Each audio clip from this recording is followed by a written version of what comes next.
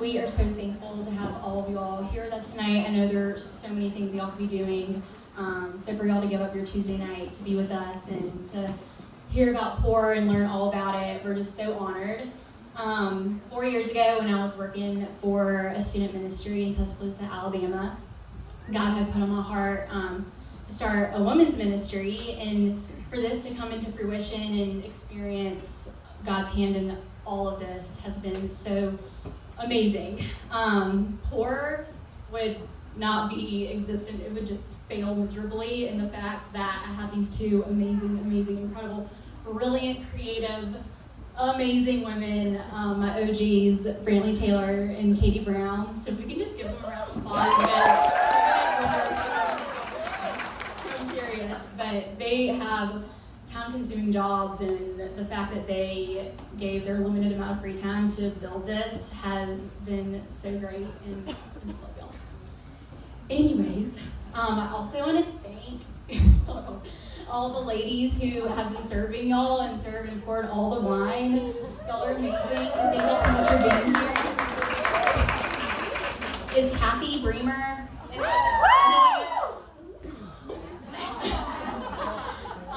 Kathy is our saving grace. She's such an answered prayer. She has donated all this wine for all of us tonight. And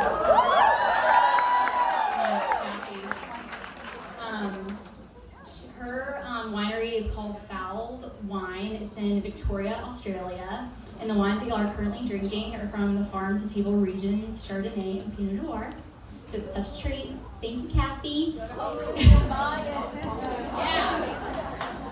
And then finally, I want to thank all of y'all for being here. This wouldn't have happened if it wouldn't be for y'all. So thank y'all so much for all of your support and your encouragement and just making this come a reality. Like, we're so thankful for all of you. So thank y'all for being here. And then finally, welcome to POUR. Welcome to our first meeting. Our mission is to create an inclusive community in which women can be poured into, pursue their purpose, and then collectively navigate life's challenges, all in Christ's name. So now Katie Brown is going to bless. I don't think I have ever prayed in front of this many people, so y'all are going to have to bear with me because I'm a little bit nervous. But it's going to be great. We're so glad you're here. We love y'all. This is amazing. It is so cool to look around this room and see all of your faces. It's just incredible. So bow your heads with me really quick.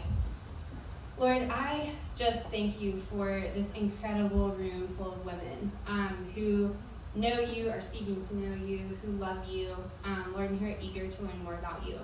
What a blessing to gather among friends, old and new, maybe even brand new made tonight. I pray that you would just use this space, Lord, that we would see more of you through our time together. Lord, I thank you for Irwin, who is going to get up here and share her incredible story with us. God, what a blessing she is. I thank you for every woman who set foot in here tonight. Just be present, Lord. May we know more about you when we walk out of this space this evening. In your name I pray, amen.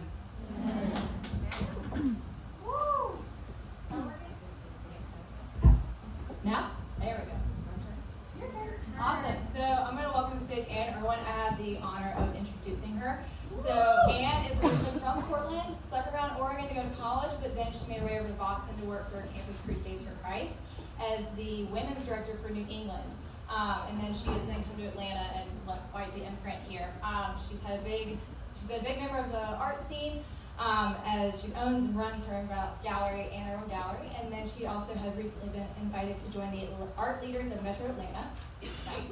And then she has the major, she's a major force in the nonprofit world. She is a co-founder and the leading ideas behind 100 Shares, and she's part of Women Shaping Shepherd, amongst others. I could go on, but I'm going to let her tell you her story. So this is Anne.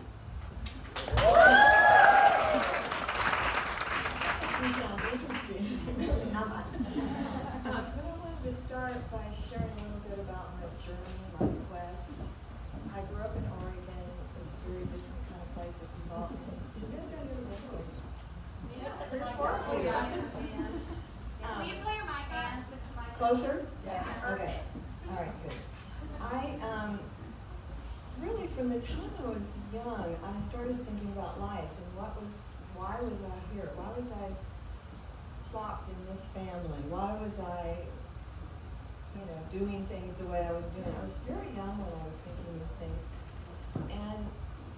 next door neighbors said, well, maybe you should learn to say this prayer. And it was, now I lay me down to sleep. If I should die before I wake, I pray to God my soul to take. Well, guess what? I go to bed that night, and I'm like 7. I'm like, don't go to sleep. And I, gosh, what is dying? What does it mean? And so over and over again I said, I will never, ever, ever, ever. And I said it for quite a while to see how long eternity was as opposed to how long, oh, thank you. That's really loud here.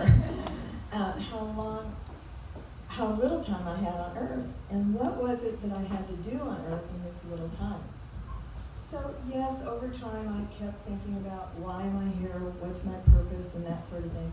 We went to church, but it really wasn't an experience that I have now. It was more of a religion, you know, the do's and the don'ts. And with the kind of personality that I have, I rebelled against that because I thought, I can't do all those things I'm not supposed to do. I'm supposed to love people, I'm supposed to forgive people, I'm not supposed to cuss, those kinds of things, and I couldn't do it. It was impossible, so I said, I can't do it.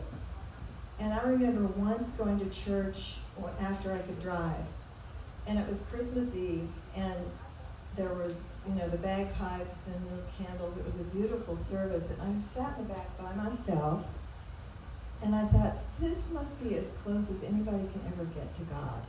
I mean, it was a really sweet experience. It was a beautiful setting, but I didn't think God was approachable at all. Who knew about God? So by my junior year in high school, I thought, okay, I'm going to college. I'm going to meet adults. I'm going to date adult men. You know, they're going to be together. They're going to know the meaning to life. And I'm going to meet professors and things like this. So, you know, a month into college, I realized that was kind of a pipe dream as well.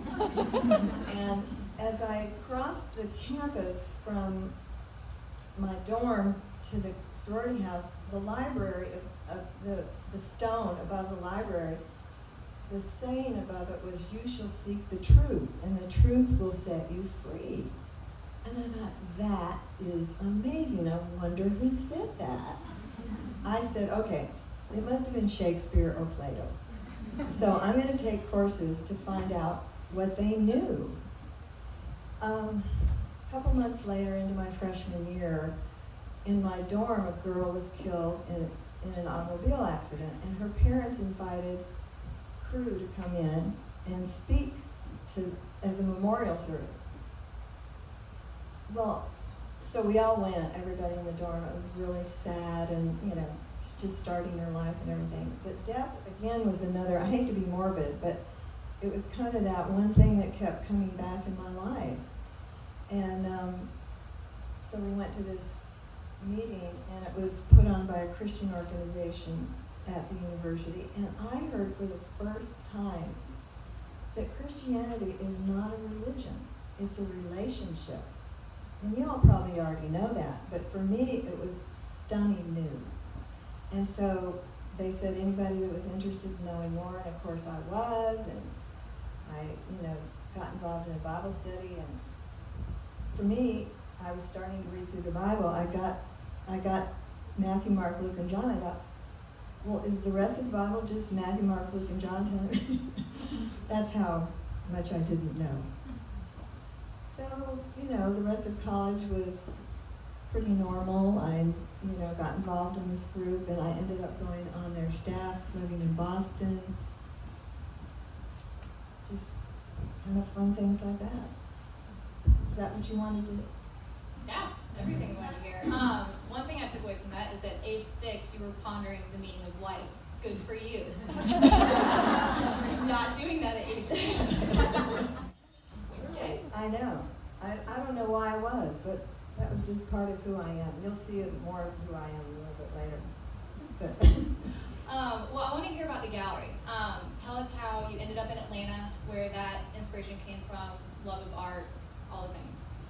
yeah, I suppose the whole idea of searching for life also had a part in the art field, that I loved art from the time I was young.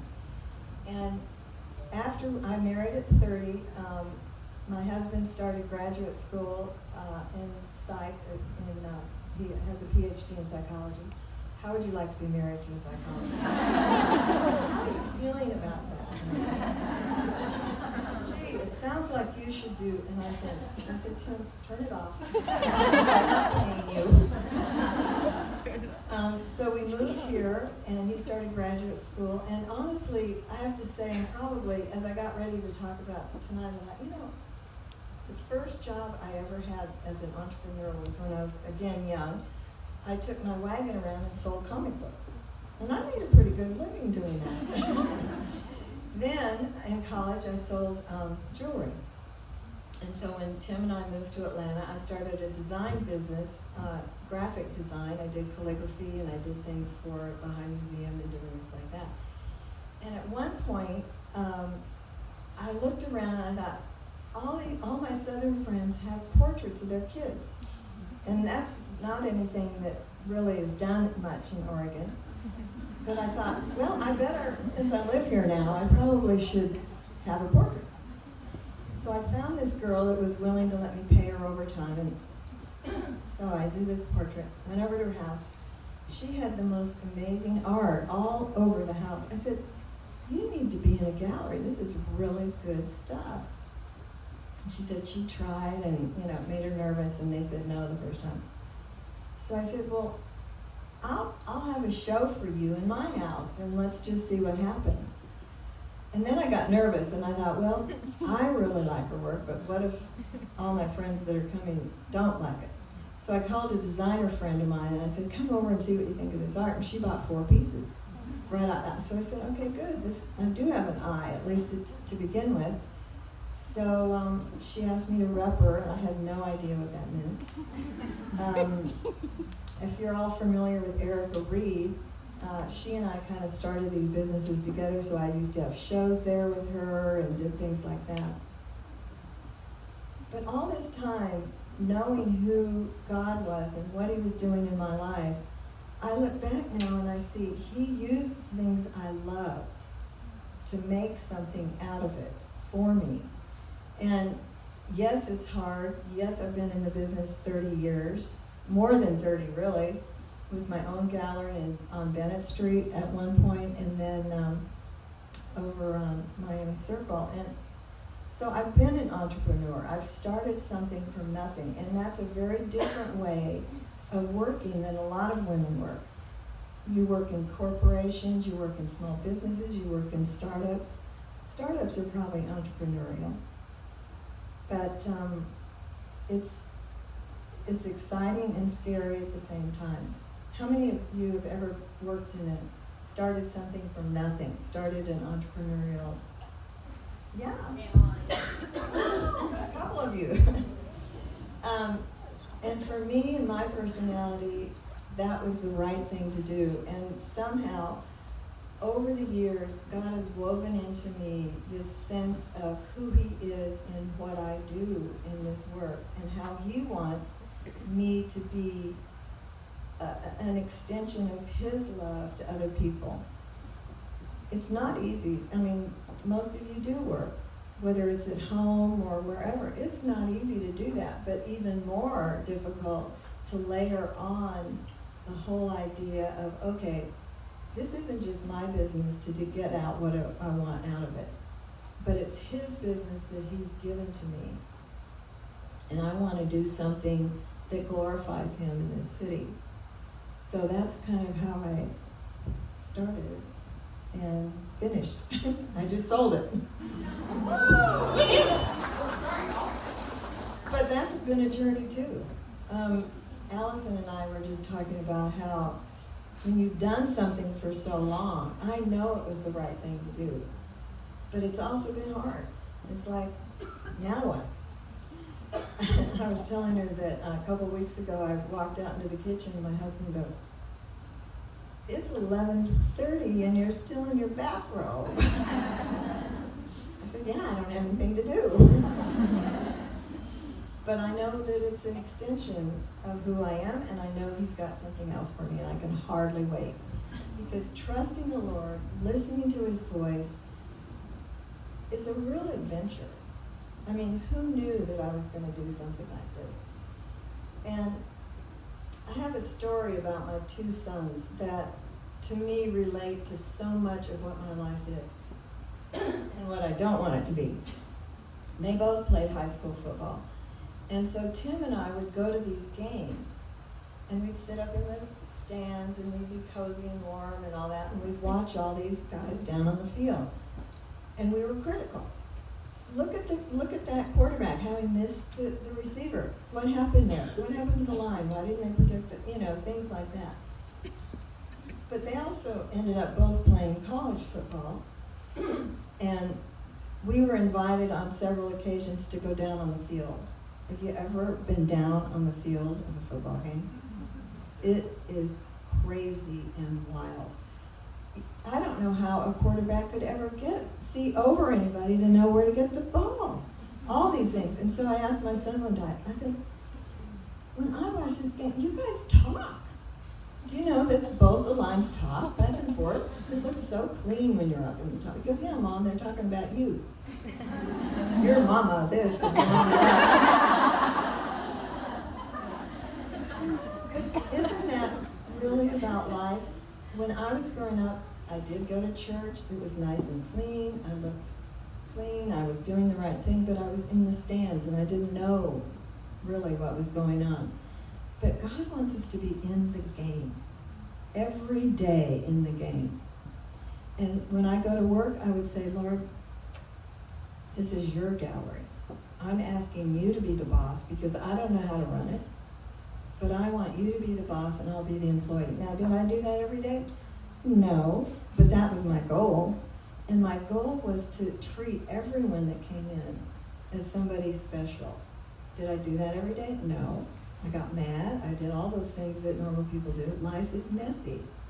And when you play life at ground level, it's the most exciting and it's the most messy. It just is. And my personality is much more organic, and that's the way I dealt with my business. And it was easier to do as a entrepreneur to do that. In certain situations, you have to do certain things the way they're supposed to be done. And I had the freedom, or not, to do it as I wanted.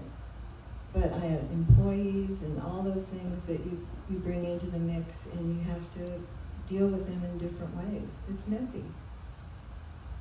Ruth, Mike.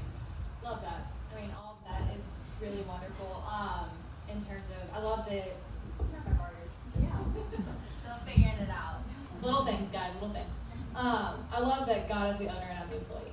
I think that's a wonderful way of masking it, a wonderful way of shaping everything. That's the structure to your day.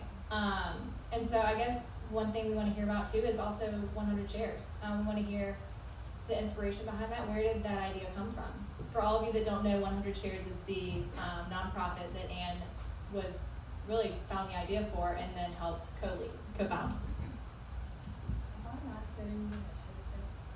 We practice this. And then when you start talking sometimes, at least for me, I forget things. And then I add things. And so we'll just go from there. Because of what I do, I was always reading magazines. And I kind of am a magazine junkie anyway. But I would read about giving groups. This was about 10 years ago. And I thought, there's women's giving groups for so many wonderful things. For health, for education, for politics, for the environment.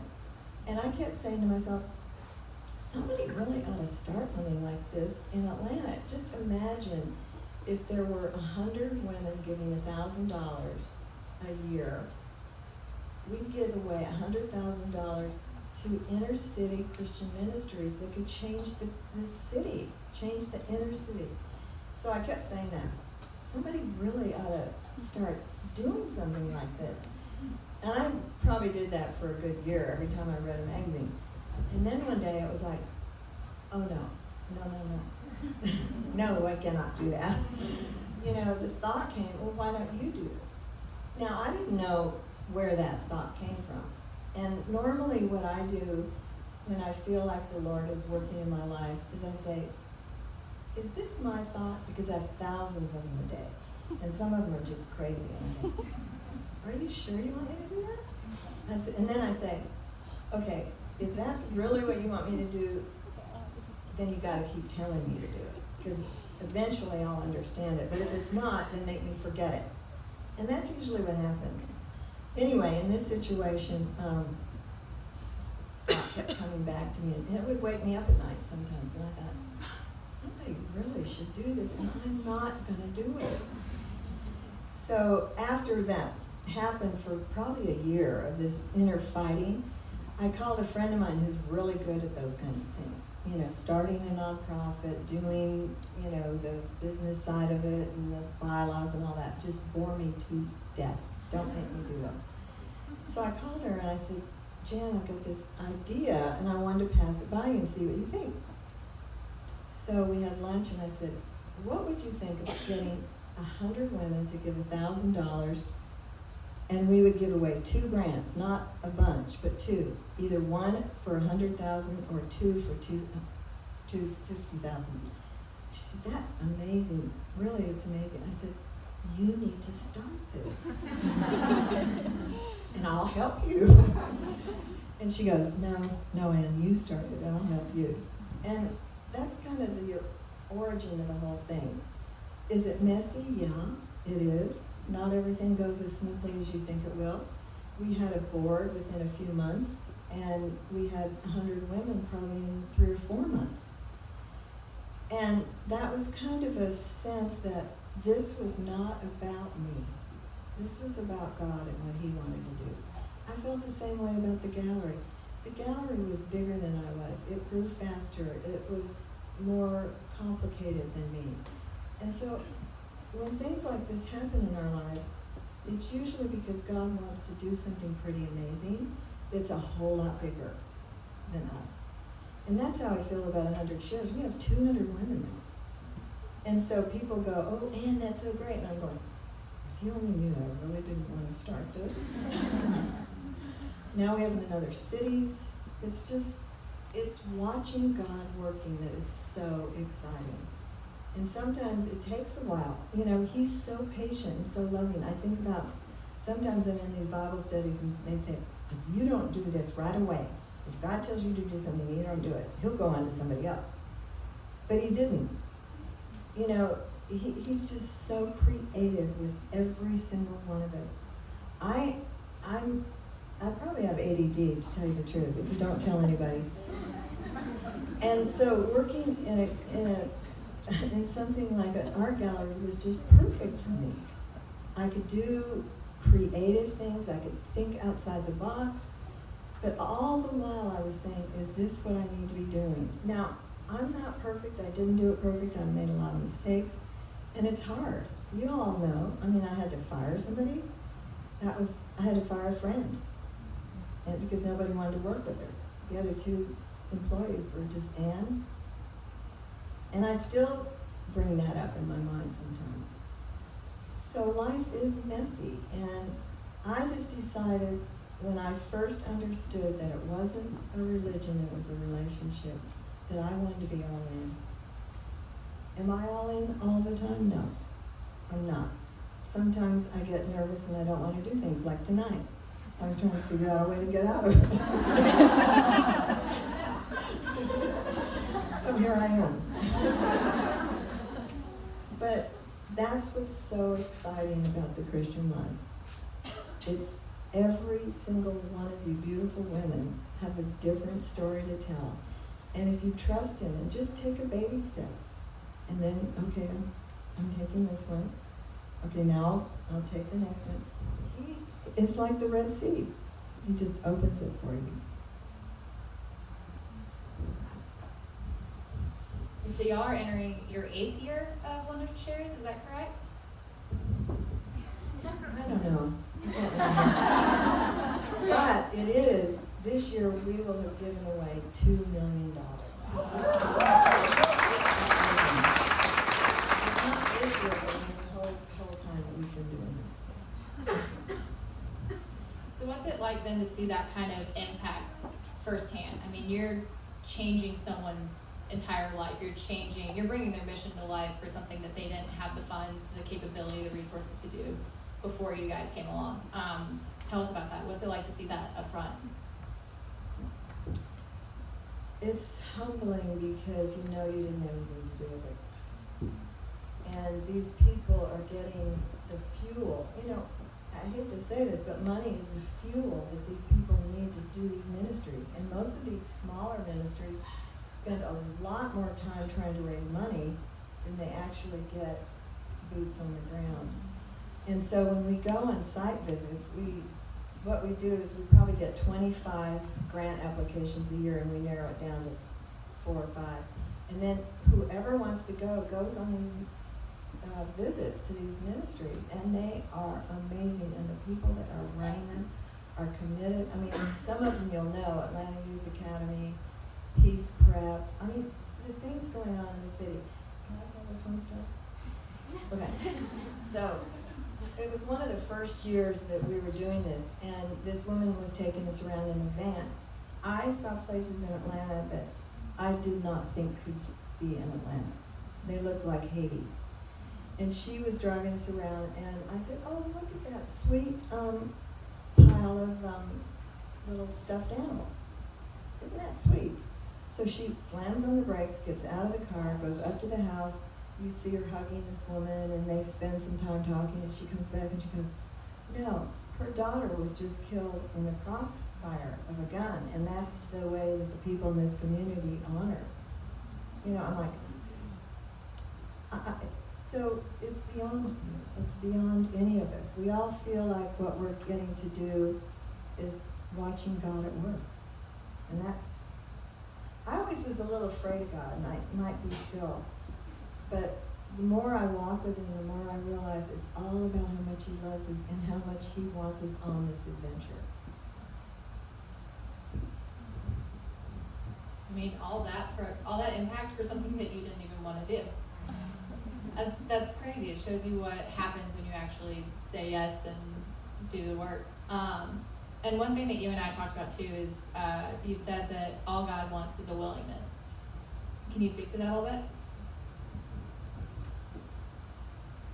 I wasn't willing.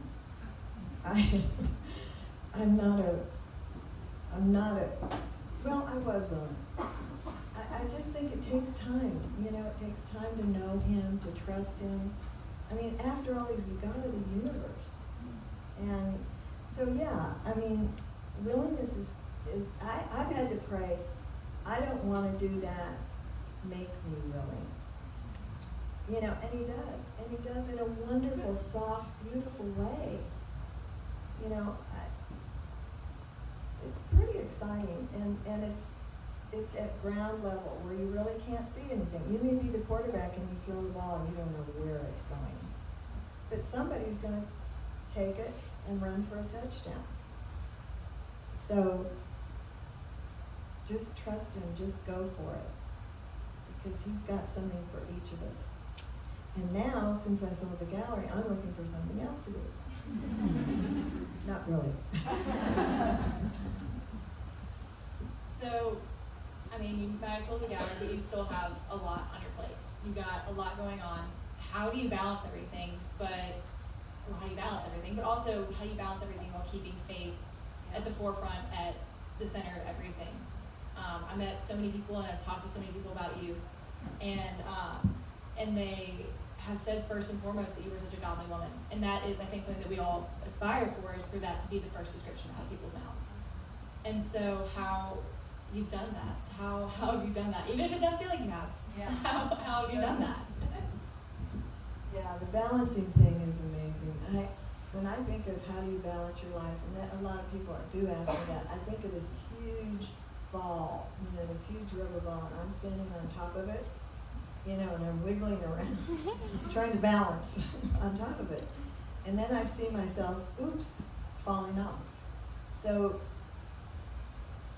I don't know exactly how to say this, but I don't think you have to worry about balancing your life. Because in some ways you just plain can't.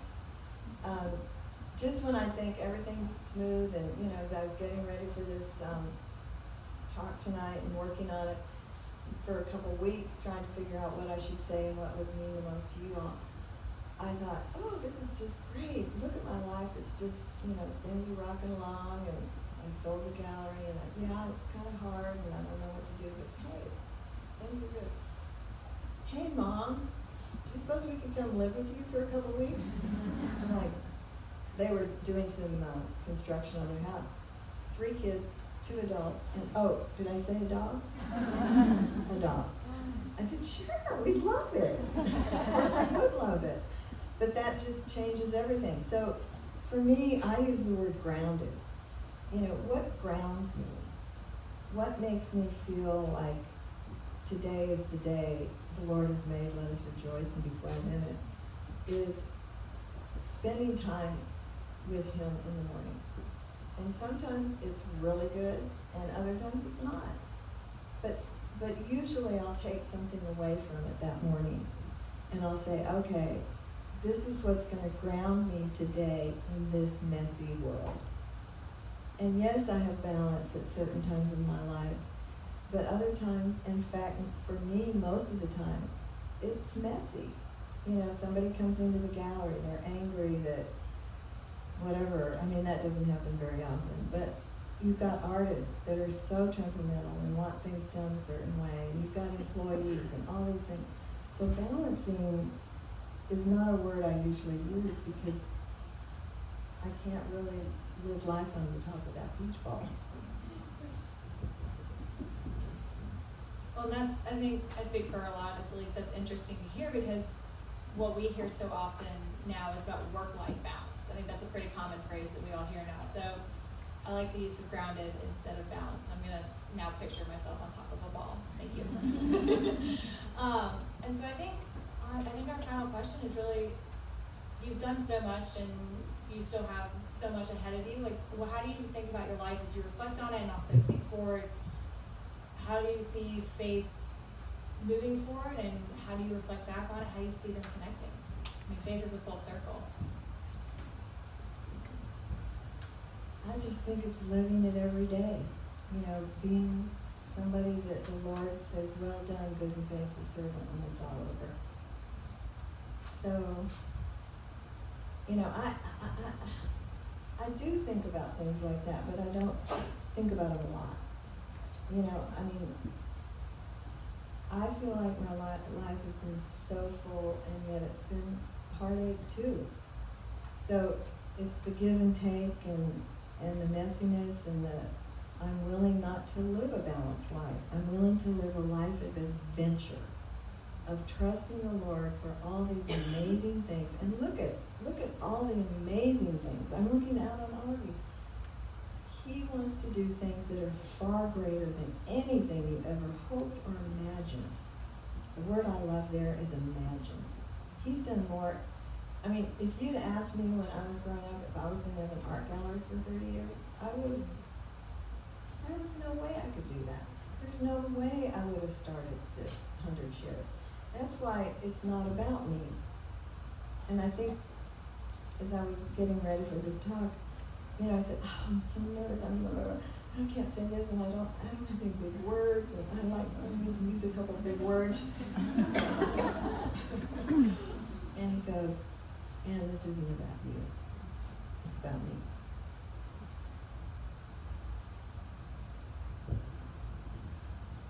I think that's a perfect sentiment to end on.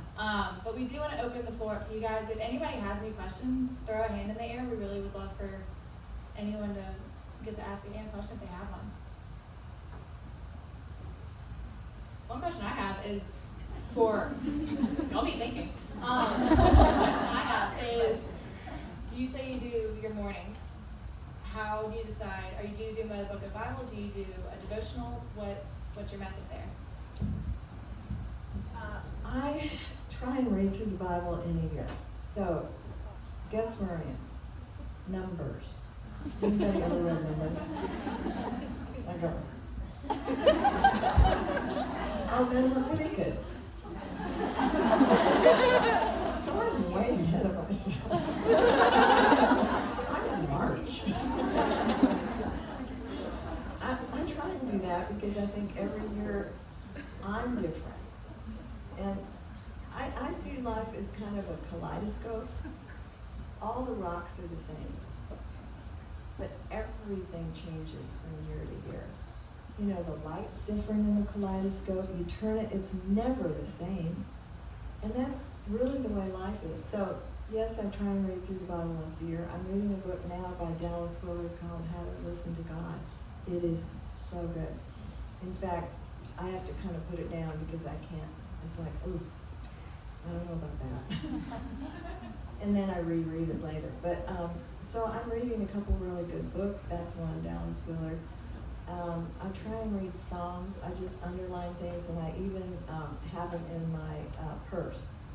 And so I pull them out at different times. And sometimes they come out just when I need them, and I didn't even expect it. Don't be afraid, things like that.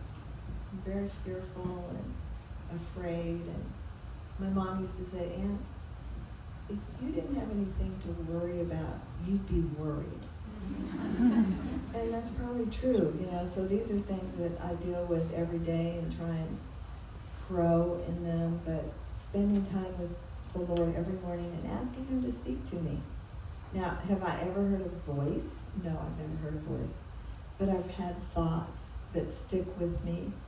I've had Bible verses that were just perfect for that day. I'm like, yeah, that is amazing. Oh, you know, and realize that that was from Him. That was His message for me that day. So I write it down. You know, even at work, I put it up behind my computer. And then when things get stressful, and I had a bomb scare. I had the whole city of Atlanta bomb squad at my gallery. So I had that first. Do not be afraid. I'm with you.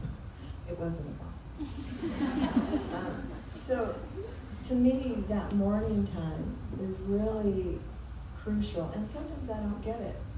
I'm not saying you should ever insist upon it, but make it a part of your day if you can. If you've got kids, I don't know when you do it. You know, maybe after they go to bed or something, but it's harder then.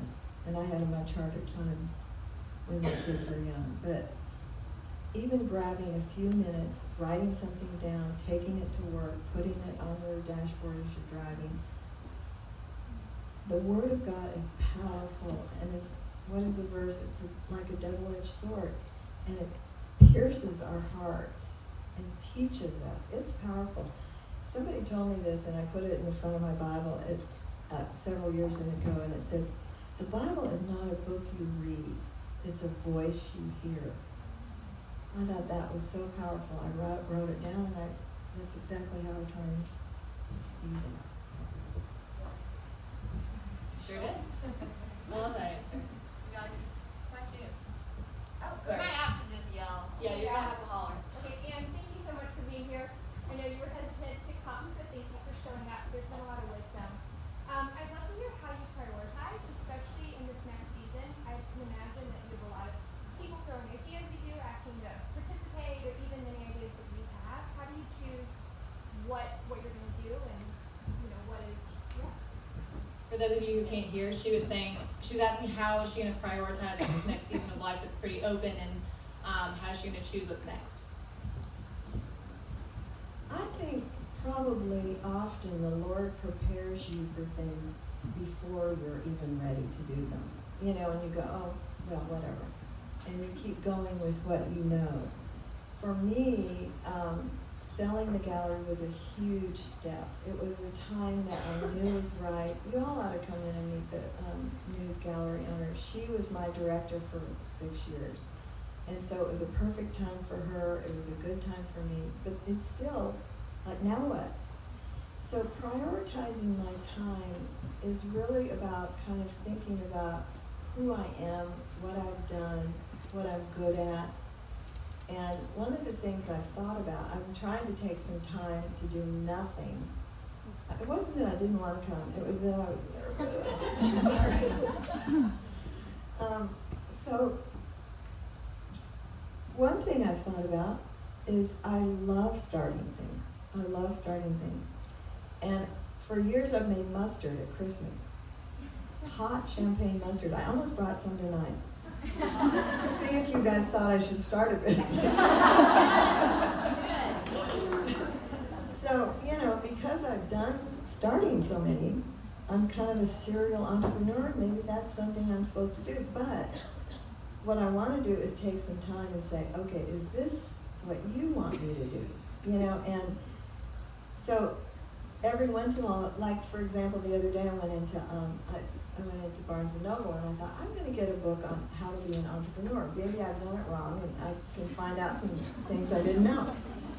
So I asked the girl, where's the entrepreneur section? She showed me, and I was looking through it and thumbing through, and in the back was a book that was hidden, and I pulled it out and said, how to start an artisan cooking, how to start an artisan food business. And I went, ooh, this is either going to make me decide I want to do it, or it's going to make me decide I don't want to do it. So I'm reading that. That's kind of one of the things I'm doing. But prioritizing, I don't want to use the word legalistic, but I don't prioritize exactly because life is messy. My kids are staying with me. My granddaughter wants to put makeup on. She's 7. On me. So instead of finishing, okay, what am I going to say tonight? Okay, Darby, you want to put some? So it's hard to prioritize everything, and I don't think you should ever feel that kind of horrible guilt or I've got to do this, I've got to prioritize. Yes, I decide what I'm going to do that day, but I also say, what do you want me to do this day? Darby? Is your granddaughter's name Darby? Yes. Is that your name? That's my name. Thank you so much for being here. And in case no one else says it, Brantley, Frazier, Katie Brown, thank y'all so much for tonight. This is amazing. Thank you. Deserve all the applause. My question for you, Miss Irwin, Darby's grandmother, is as you've navigated different seasons of your life, from being a mother and a grandmother and opening your own business, have you experienced spiritual plateaus where you felt disconnected from your faith? And if so, how did you come out of those? That's a great question, and yes, absolutely I have. I think that's just a normal part of life. We are human, and God knows that. He knows that we're frail. So yeah, I've been bored, with the Lord. If I can say that. I mean, it's like, oh gee, I've read that, I know that, come on. But I think that's part of it. I try not to let myself feel guilty and beat myself up for things like that. And the older I get, the easier it is not to do that because I've seen it over time. And I don't think you all ought to beat yourselves up over things like that. Over trying to prioritize, trying to balance, trying to do this. It's impossible. Enjoy your life. Enjoy what you're doing. God's put you where you are right now for a reason and for a season. And just because you may feel like you're living in the desert, He knows that, and He is not going to let you stay there. But sometimes you can learn a lot once you get out of it, or even in it. Anyone more? No, back. Hey, thank you so much for speaking tonight. I feel like you're really touching on my heart spiritually, and I really appreciate it. As an entrepreneur and a young business owner, what would be like some wisdom that you would give, like a young girl just starting out that you've learned that you wish somebody told you? I think as an entrepreneur, the thing you need to really know absolutely, positively is cash flow.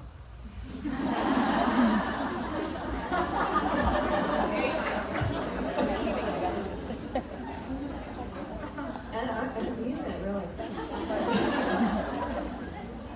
Because an entrepreneur can be out of business in 3 or 4 months if you're in a recession or the summer for an art gallery, if you don't have the cash flow in the reserve and nobody comes in, you've got to use that cash flow for that first month. And then what are you going to do the second month and the third month? So yeah, I mean, every book I've ever read on entrepreneurship says cash flow.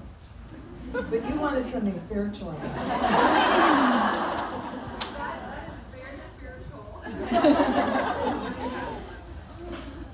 You know, it kind of, I hate to say this, but a lot of life boils down to money.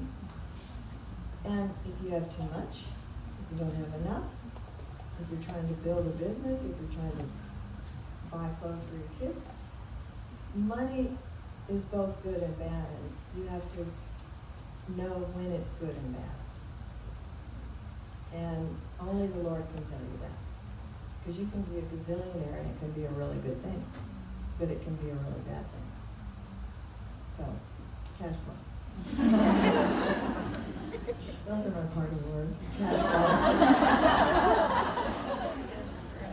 Awesome. Well, I think we may have time for one more if anybody has one. Well, the good news is the end. Oh, go ahead. Go. I would just love some wisdom on how, especially during your gallery years, kind of how you led through faith in the workplace with your employees and as kind of the leader and boss person, whether you're in a work position where your boss is someone, but just kind of how you lived in the workplace. For those of you in the back, how she lived and led in the workplace with faith and how that spread to her employees. I think that is something we need to be really careful about. Over the years, what I would do is, if one of my employees was sick or da-da-da-da-da or whatever, I'd just say, can I pray for you? I've never in my whole life when I say that, have ever had anybody say no. I've done that. That's one of the fun things that I feel like we all should be doing is talking to people. I went to I'm changing the subject. I went to the Apple store. I'm intimidated walking into that store. So I talked to this guy that was helping me, and I said, well, tell me your name. And he said, Isaiah. And I said, do you know that you have a book in the Bible? Well, that opened up a whole conversation. It was amazing. So I find that most people, and I'm an entrepreneur, and I don't have to worry as much about what the workplace says you can and cannot do. But I think that we can definitely, the Lord leads us to people. And if you're in the workplace and there's somebody that you feel led to, get to know them. I would never suggest, spewing the 4 spiritual laws or whatever to somebody the first time you've ever met them. But I also have found, and this comes with age too, I honestly think everybody is searching. Everybody has this God-shaped vacuum that I had, and I was a perfect example. My friends in high school used to invite me to Young Life. Well, I shouldn't say this. I thought I was looking for God, and they were playing games. I'm like, is this God? But I didn't know anything. I did not know anything. And so I think if you can approach it in a way that the Holy Spirit leads you to, just drop something, a seed here and there, and it'll bloom. The other day I said, I don't usually do this, but my gallery director is a growing Christian. And the other day, after she owned it, I'm going back into work for her. Am I talking about her? And I don't normally do this, but she goes, here, I just bought this gallery and my computer isn't working. I'm going to have to get a new computer. Oh my God. And she just was like, I don't blame her. She just bought it. She was nervous. I said, why don't you pray about it? She prayed about it. And in about 20 minutes, it worked. I could do that with her because she's known me long enough and all that. So I felt comfortable. But then I thought, it doesn't work after I've said that. So just see it as an adventure. Your colleagues, who you work with, your bosses. Your bosses are nervous. They have to succeed and they want you to help them.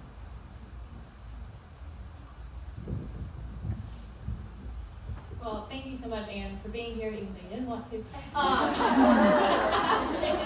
Nervous. We all get it. Well, thank you so much for your wisdom, for sharing your story. We all appreciate it so much, and we are so grateful to have had you tonight and for your time. The good news is Anne will stick around for the next 15 minutes or so, so if you have a question you didn't get to ask it, come up and ask her. She's said she's ready and happy to talk to anybody. And guys, thank you so much for being here. We are, Anne used the word, imagine and immeasurably more. We could not have imagined this. This is more than we ever could have thought it could be. And we're so thankful for all of you, for squeezing in, for standing in the back, for sitting on the floor. Thank you for being here. We're so excited. We will be back on March 12th. That's the next, May 12th, before me.